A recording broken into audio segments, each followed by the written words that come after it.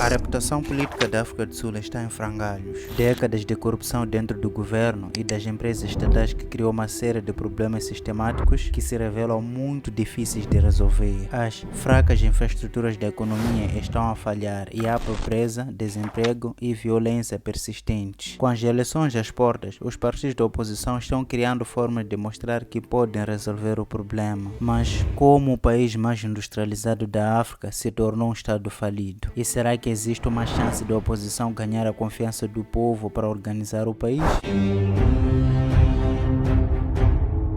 Bem, após o fim do governo da minoria branca em 1994, o país tornou-se o que é conhecido como um Estado dominante do Partido Único, liderado pelo Congresso Nacional Africano, ANC, cujo primeiro presidente foi Nelson Mandela. Com a promessa de reduzir a pobreza e aumentar a mobilidade social dos sul-africanos negros, de transformar a economia através do Programa de Capacitação Econômica dos Negros, o ANC venceu 6 eleições sucessivas e nomeou 5 presidentes que controlam a política a nível nacional, regional e local. O apartheid deixou a África do Sul com muitos problemas internos e isolamento diplomático do resto do mundo. Inicialmente, o ANC fez progressos impressionantes para resolver esses problemas, levando a uma relativa estabilidade política durante a próxima década, o que significa que a África do Sul foi capaz de emergir como uma potência dominante em África. E entre 1995 e 2003, o PIB sul-africano cresceu uma média de 3% ao ano, o que foi cerca do dobro da taxa dos 15 anos anteriores. Mas, à medida que a riqueza e o estatuto internacional da nação sul-africana cresciam, também cresciam o partidarismo dentro do ANC e as ambições da sua elite política. O ANC estava dividido entre aqueles que defendiam a abordagem de Nelson Mandela à reconciliação racial e uma fração mais populista representada pelo antigo presidente Jacob Zuma. A partir de meados de 2000, sob a influência de Zuma, o nepotismo e a fraude da corrupção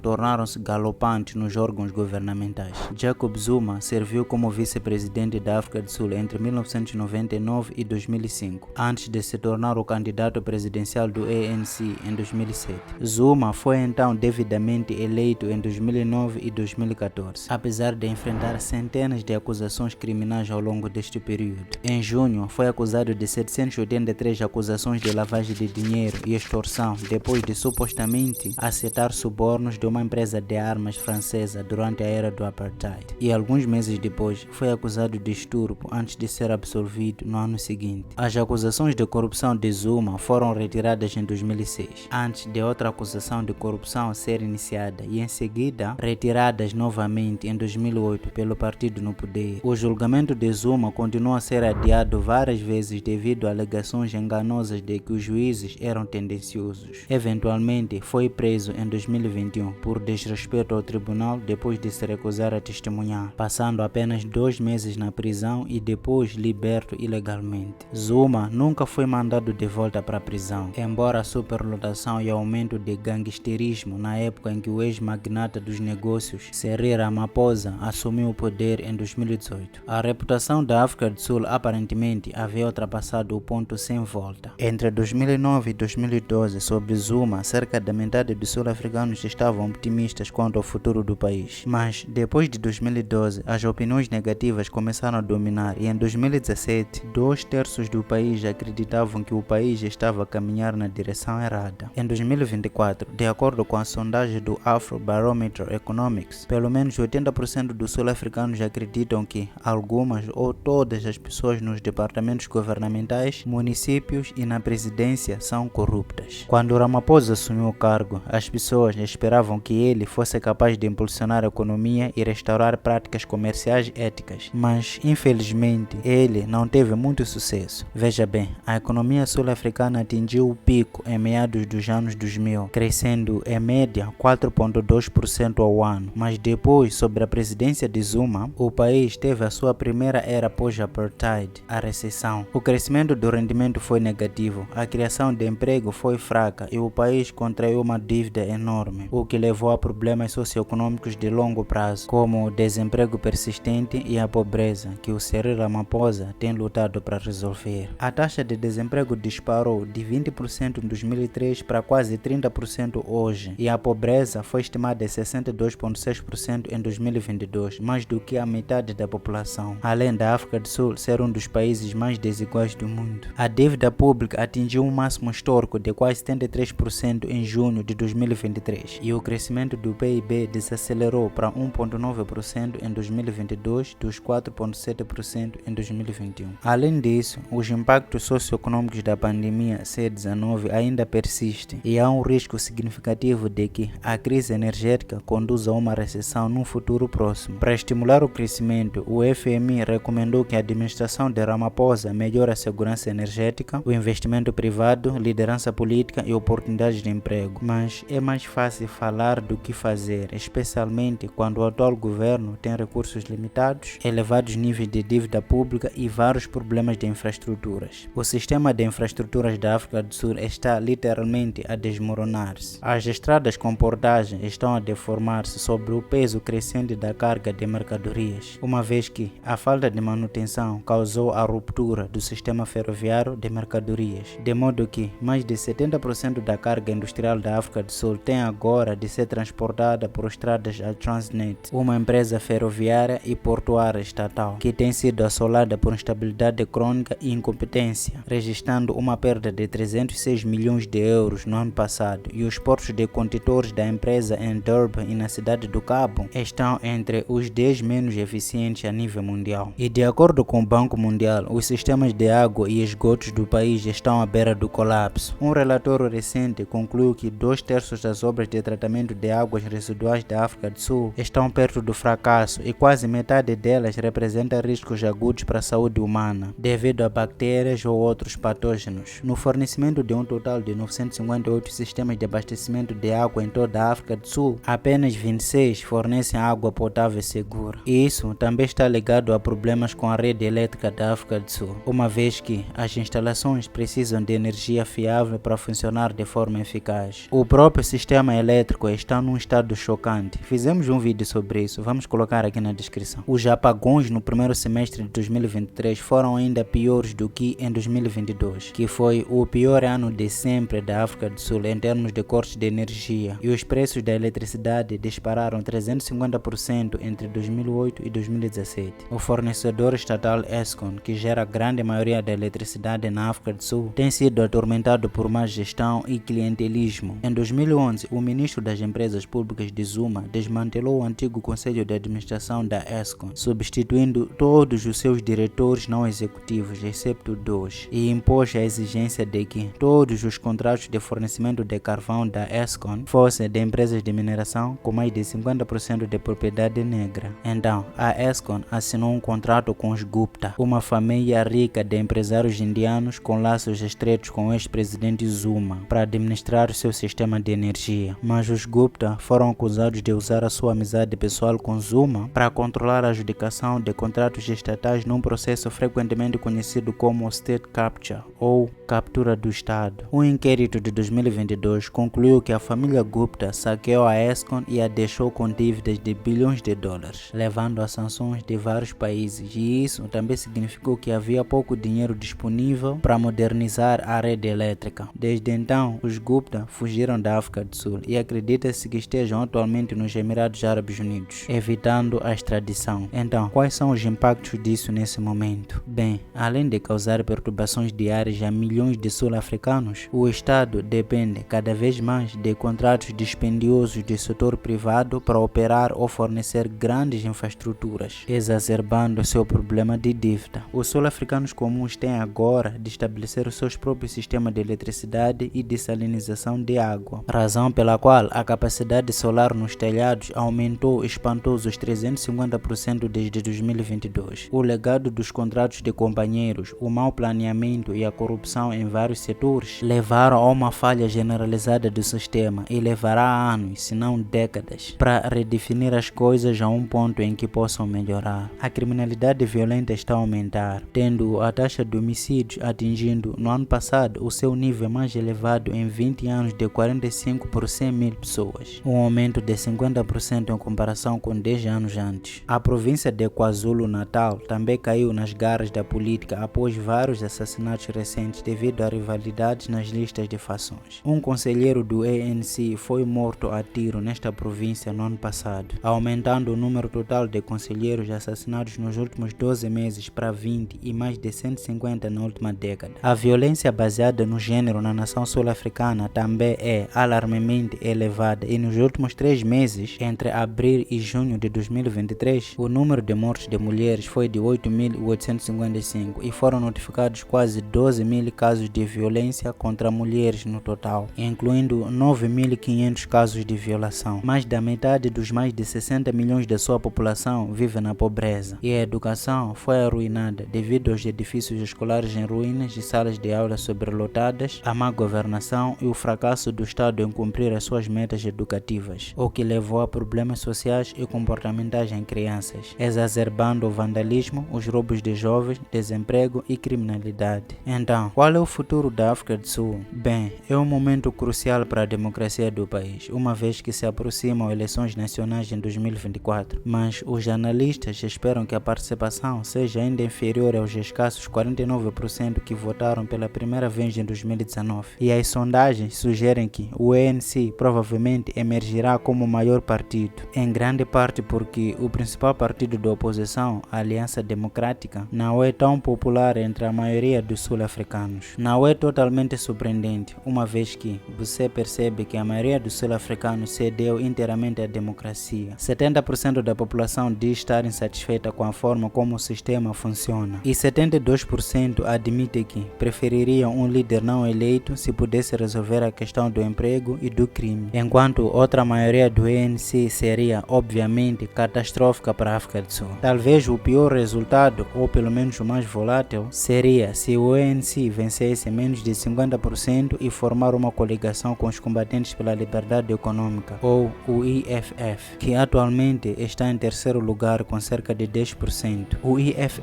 é um partido nacionalista, marxista-leninista fundado pelo ex-presidente da Liga Juvenil do ANC, Julius Malema. As suas políticas incluem a repatriação forçada de terras agrícolas dos sul-africanos brancos, a nacionalização forçada de minas, bancos e outros setores estratégicos da economia. Apesar de ser amado pelos jovens dentro e fora da África do Sul, o próprio Julius Malema gerou polêmica por declarações que incluem: não estamos pedindo o massacre de pessoas brancas, pelo menos por enquanto, e a maioria dos indianos é racista. O ANC e EFF formaram coligações regionais em Johannesburg e Ekurhuleni no ano passado, e a Aliança Democrática criou agora uma coligação multipartidária com outros partidos da oposição numa tentativa de impedir a coligação ANC e EFF a nível nacional, que foi descrita como uma união bomba. Mas dia após dia isso parece menos possível. E no dia 29 de janeiro, o antigo presidente Jacob Zuma anunciou que saiu do ANC, partido de Nelson Mandela, e criou o seu. Zuma foi suspenso do partido que outrora liderou, depois de se recusar a votar nele e de lançar uma organização rival. Ele liderou o ANC durante 9 anos e foi acusado várias vezes de corrupção e de outras acusações. Apesar destas questões, o ANC tolerou Zuma, mas a criação de um novo partido